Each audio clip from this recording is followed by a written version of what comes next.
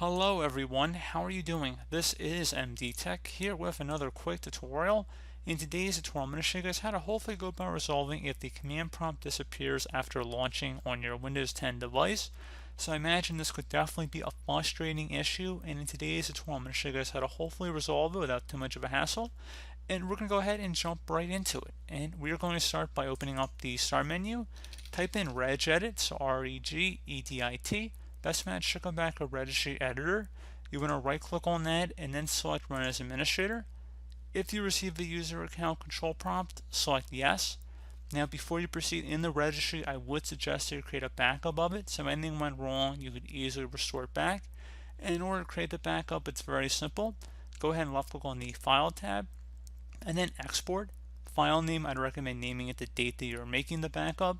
Export range should be kept at all, and then save it to a convenient location on your computer. And if you ever need to import it back in, you would select file and then import. So pretty straightforward process there, guys. And now we're ready to begin. So double click on the HK current user folder. Do the same thing now for the software folder. Do the same thing for Microsoft. And same thing now for command processor. There should be an auto run folder in here. Go ahead and right click on that and select delete. Select yes, and now you should close out of here and restart your computer.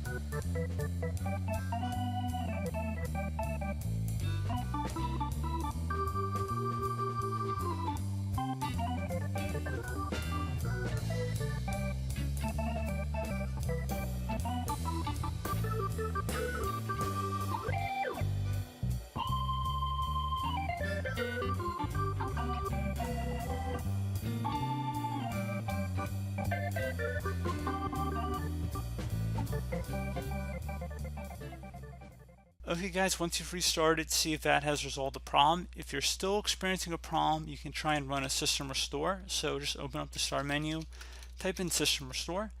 One of the best matches should come back a create a restore point. So we're just going to go ahead and open that up. And then we're going to go select the system restore button here. So if you don't have any restore points previously saved, that option won't be available to you. But we're going to go select next, selecting our most recently created backup, and then selecting next again, and then selecting finish. Once started, system restore cannot be interrupted. You want to continue. Make sure you save out of any open programs and applications before you select yes. So we're going to go select that. Should take a few minutes to run, so just please be patient here.